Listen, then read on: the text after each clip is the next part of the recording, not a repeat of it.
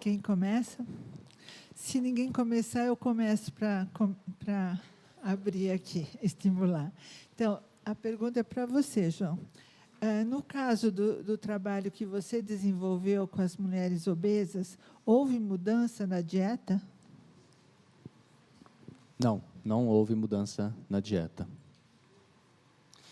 Na verdade, elas mantiveram a dieta que foi prescrita, e um aspecto interessante, se me perdoe que eu esqueci de falar, é que houve uma redução no consumo de carboidrato, o que nos leva a crer que parece que o probiótico estaria modulando a produção daquele hormônio gastrointestinal GLP-1, estaria envolvido com a redução do consumo de carboidrato.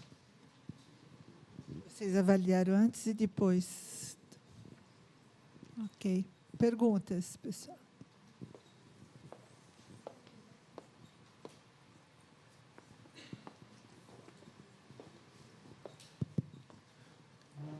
Thank you for the interesting presentations. I have a question, not to anyone in particular, but more in general. We microbiologists, we tend to look at the composition of the microbiota, because we want to know who is there. But when we think about obesity, metabolic diseases, it's actually the metabolism that becomes important. What do you think? Should we start to look beyond the composition, but look at the capabilities of the microbes? What kind of metabolic capacity do they have? Because many microbes may have the same metabolic capacity, and in that way, it's less interesting to know who is there, but actually what can they do?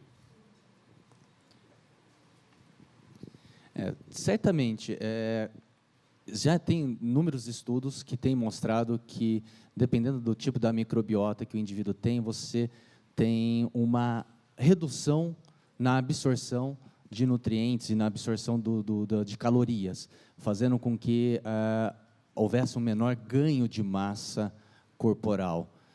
Mas, como eu disse, ainda é muito incerto tudo que tem sido mostrado e das diferenças da composição da microbiota, do tipo da espécie a ser analisada, investigada, que difere muito entre um indivíduo e outro. Só para ajudar um pouco no entendimento, eu acho que é extremamente importante a gente buscar por essas funções, não só por quem está lá, mas a gente tem que considerar que isso custa um pouco a mais. E aqui no Brasil a gente já tem dificuldade para conseguir verba só para localizar quem está lá. Então, ainda a gente conseguir definir o que ela está fazendo, eu acho que a gente demora um pouquinho, mas nós vamos chegar lá. É só esperar mais um pouco que as verbas vão começar a aparecer. Imagino eu, depois de um evento como esse, eu espero que as verbas comecem a aparecer.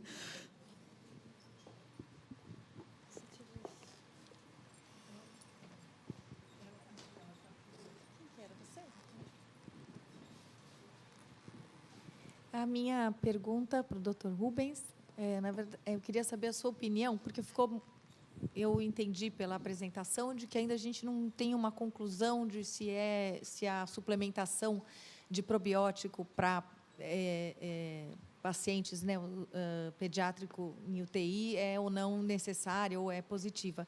Mas como o senhor vê a suplementação de probiótico para crianças saudáveis, em função daquelas diferenças que se apresentam na microbiota entre o tipo de parto, o tipo de alimentação, que parece ter aí uma tendência positiva em alguns aspectos. Então, uma criança que hoje está alimentada com fórmula, se ela poderia se beneficiar de uma suplementação de probiótico. E também sobre uma tendência que a gente tem visto, que é o uso de probióticos para tratamento ou prevenção de cólica infantil. Se tem alguma pesquisa dessa aqui no Brasil, ou sua opinião? Bom, essa é uma pergunta que é de uma resposta interessante, porque, assim, se a bactéria está no leite humano, é porque é bom. Primeira coisa. Como todas as fórmulas infantis têm uma analogia com o leite humano.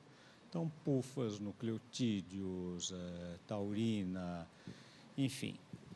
Agora, o que uma bactéria se atribui a uma bactéria é que eu acho que há maior dificuldade. Então, a questão é assim, quando se pega inúmeros estudos isolados, mostra determinados benefícios, mas quando você vai para meta-análises, realmente os estudos não têm muito como controlar, você vê toda essa dificuldade, né, a fineza que foi apresentada aqui nas outras apresentações. Então, se torna mais difícil de realmente você ter aquele atributo que você vai ter realmente nessa questão. Então, hoje, os pré-bióticos, os probióticos, eles comumente são adicionados em fórmulas infantis. No Brasil, a gente tem algumas dificuldades em função da legislação da Anvisa por um outro problema, que é o aquecimento das mamadeiras, não é? Mas é algo que pode ser interessante. Em relação especificamente a uma determinada cepa, que é o Reuteri, para a cólica infantil, há alguns estudos que mostram benefícios de diminuição de cólica. No consultório, a minha prática mostra assim, alguns casos funciona, outros casos não funcionam.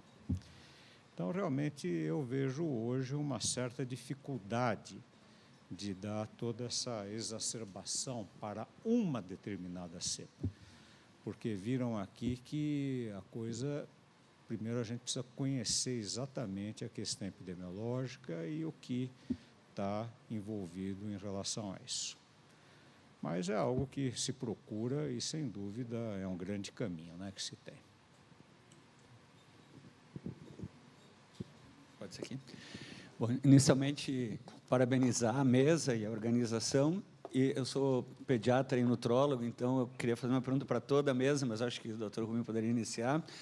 A gente viu a importância da microbiota, dos probióticos a manhã inteira, e a minha pergunta é exatamente o contrário, ou seja, como que vocês veem, não no caso de prematuros extremos, mas falando em bebês a termos, nos primeiros 1000 dias de vida, o uso indiscriminado de antibióticos que a gente vê hoje na prática, né, tratando viroses, gripes com antibiótico, rotinas que a gente vê ainda assim, a bolsa rota, há 4, 5 horas já se indica ou parto cesáreo ou o antibiótico terapia profilática, e com o conhecimento que a gente tem hoje, o papel que a gente tem de modificar essas rotinas, essas práticas que são muito enraizadas, muito clássicas, e eu acho que só o tempo, a informação, eventos como esses, né, que a gente vai conseguir avançar nessas.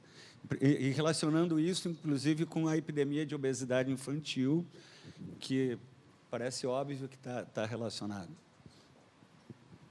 Sem dúvida, né? Toda essa questão que você está colocando, o uso indiscriminado de antibióticos é um malpractice, sem dúvida. A questão do parto cesáreo, o próprio Ministério da Saúde, o ano passado, baixou uma determinação que os hospitais precisam explicar o porquê que estão realizando uma cesárea. Então, isso em alguns hospitais aqui em São Paulo diminuiu muito já o número de partos cesáreos, não é? E realmente o segmento dessa gestante, desse trabalho de parto, ele está sendo bem diferente. Então, não dá para a gente dizer um só, não dá para a gente responsabilizar somente o microbioma em relação à epidemia, né, de obesidade. Você, como nutrólogo, você sabe que a coisa é meio complicada, né? A equação é fácil, mas a resolução é muito difícil, porque você tem estilo de vida, você tem a questão da amamentação, você tem a questão da alimentação complementar nos 1000 dias, a própria alimentação da gestante e nutrição fetal estão relacionados a isso, o próprio ganho de peso. Então, eu acho que tudo é um conjunto, não é, que a gente tem de medidas na questão da obesidade. Mas, sem dúvida, a questão da microbiota é importante. O aleitamento, o tipo de parto, são determinantes para que a gente tenha essa microbiota mais saudável. Oi, tudo bem? Eu sou jornalista. Posso só complementar aqui a pergunta que ele Obrigada. falou, estendeu a mesa? Bem, em relação ao parto, tem algo que é extremamente interessante, algo que já foi comentado pelo doutor, mas também a questão do tempo, né? já foi mostrado também que um recém-nascido pré-termo, o leite da mãe difere na composição de bactérias do leite da mãe que teve um bebê a termo. A concentração de bifidobactérias é menor. Então, ou seja, o leite ainda também não está preparado.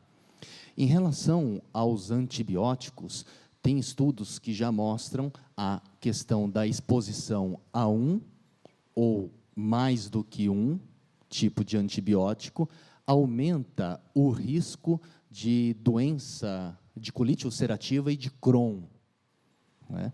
E o tempo também tem uma relação.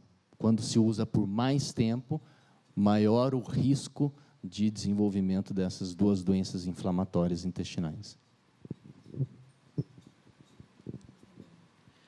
Ok. Oi, tudo bem? Eu sou jornalista e eu queria fazer uma pergunta para todo mundo, não sei quem que pode responder. O que a gente tem visto do público, em geral, é que cada vez tem mais gente usando probiótico. E o que a gente percebe é que as pessoas ou têm uma recomendação do nutricionista, normalmente vem de uma recomendação do nutricionista, ou porque os amigos estão usando e acharam que é legal, que é bom. Aí eles veem muito as críticas, os reviews da Amazon. Tipo, esse daqui tem milhões de reviews, são bons, não sei quantas mil cepas, vou usar esse. O que eu queria saber é o seguinte, uma pessoa que usa um probiótico que não é indicado para ela, um probiótico pode fazer mal para essa pessoa, ter o efeito contrário?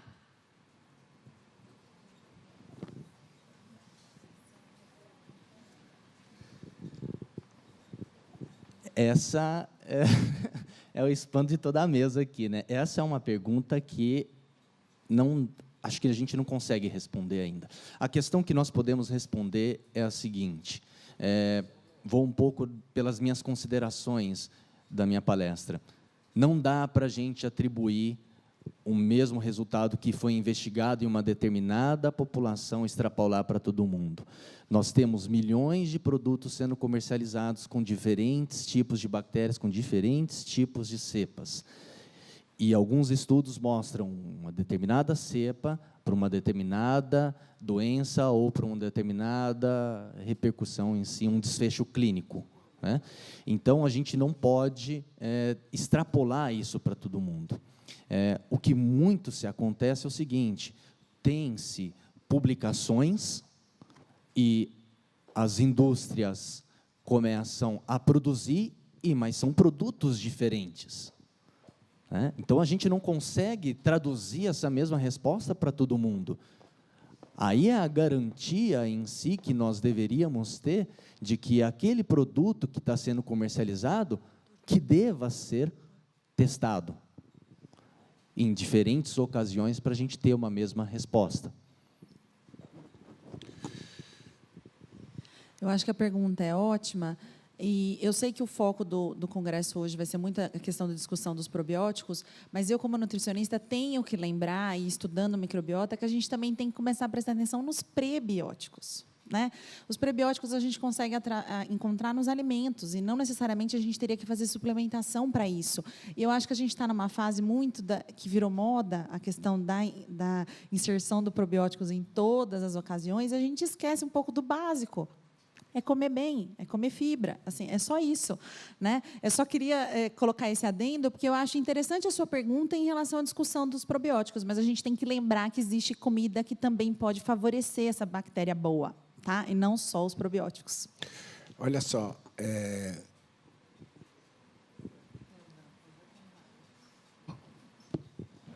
som? Sabe, a sua pergunta, ela conceitualmente, ela tem embutida em si a resposta. Porque, por definição, um probiótico, ele tem que ser seguro à saúde e não causar dano nunca. Então, por definição, ele pode não fazer bem, mas mal ele não pode fazer. Se ele é um probiótico chancelado e proveniente de fontes seguras. Então, quando que ele pode fazer mal? Quando a dose é excessiva.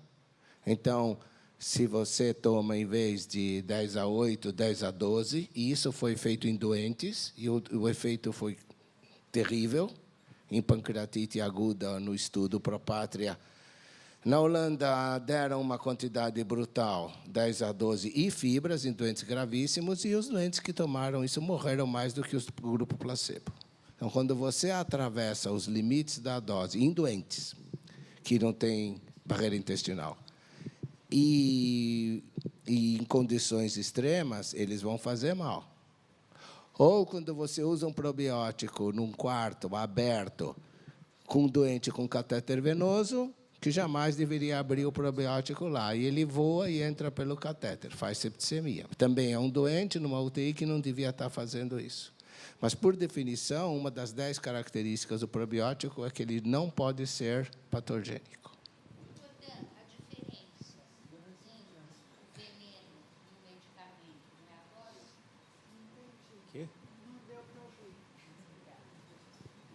Enquanto faz a pergunta, eu queria só complementar a resposta do professor Weitzberg, que foi muito pontual. Então, realmente é isto. Por exemplo, a tua pergunta é a pergunta que eu faço para a minha comissão de controle de infecção hospitalar. Eu posso usar qual tipo de probiótico na UTI neonatal? Não me responderam há um ano, mas eu sei que há um determinado probiótico que eu não posso utilizar porque vai contaminar o catéter e pode me ocasionar um tipo de uma infecção, que, aliás, esse probiótico é um fungo. Então, ele é muito bom para outras situações, mas eu não posso utilizá-lo numa UTI para este paciente imunocomprometido ou um paciente que tem uma solução de continuidade. Então, por isso, acho que é necessário um pouco de cuidado, não é? Quando se vai utilizar. E para todos, não é bem para todos, depende, precisa tomar cuidado, uma criança imunocomprometida, uma criança prematura, então o que você vai utilizar? Então, há algumas situações que precisa ser assim analisada com exclusividade.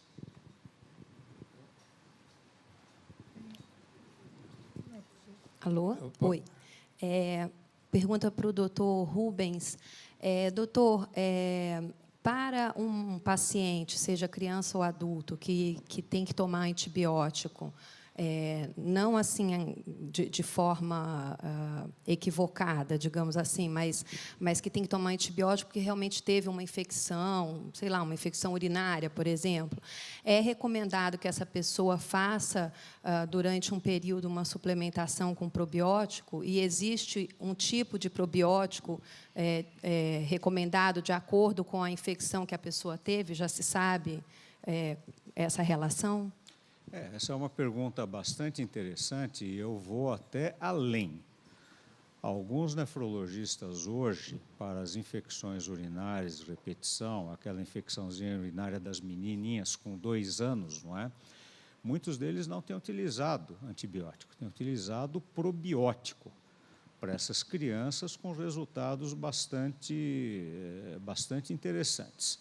Agora, nós não temos um número de probióticos suficientes para se dizer qual será a melhor utilização. Pediatria, eu diria que há 2 grupos grandes, 2 cepas grandes, não é? Lactobacillus acidófilos e a Reuteria. Reuteria muito utilizada principalmente em disfunções digestórias, não é? E lactobacillus, que já há muitos anos, no caso de infecção urinária, é utilizado até como uso tópico, não é? Em banhos, não é? Que seriam banhos assépticos, entre aspas. Na verdade, está até colonizando melhor. Mas eu acho que essa pergunta é bastante interessante e, sem dúvida, vai se chegar a uma composição. Eu não acho que uma cepa única é melhor, mas certamente uma composição melhor que imite ali o que deveria ser a flora, não é? Acidófila dessas meninas, inclusive com o bacilo do underline. Acho que já mudou o assunto, mas o professor Dan já falou, eu estava na fila, mas ele com o brilho costumeiro, onde é que você está, Dan? Já respondeu. De fato, a questão se coloca a questão da segurança e a eficácia, e tem protocolos internacionais, o Brasil tem regras, legislação mundial sobre isso. Qualquer produto desse tipo que entra no mercado, ele tem que demonstrar que é seguro, com técnicas que vão desde a biologia molecular até transferência de DNA sofisticadas, e que é eficaz para aquilo que ele está falando, né? Então, isso é do lado do alimento. Do lado clínico, de fato, há uma enormidade de produtos. Eu até imagino o clínico como é que ele escolhe, fica difícil. Mas essa escolha é feita baseada em evidências sobre aquele produto. Saiu recentemente aí até um guia, vai ser discutido, eu convido as pessoas a estarem aqui, eu acho que na parte da tarde, e depois amanhã, que vamos discutir tudo isso, saiu um guia de uso clínico de pré-biótico com os vários níveis de evidência de cada um deles para aquela doença. E eu queria reforçar ainda uma coisa aqui que falou o nosso amigo Rubens, professor Pfefferbaum, que tem uma coisa que é a avaliação científica, são as evidências, isso tudo é necessário e importante para as agências reguladoras. Mas tem uma coisa que é a experiência clínica. Isso você vê, muitas vezes, aquilo está funcionando, e às vezes um produto aprovado não está. Então, nós temos que incluir nas nossas discussões essa questão da experiência clínica também, além de todas as necessárias evidências, Cochrane, revisões sistemáticas, etc., etc. Não se pode. Então, há mais um elemento de acompanhamento daquele produto.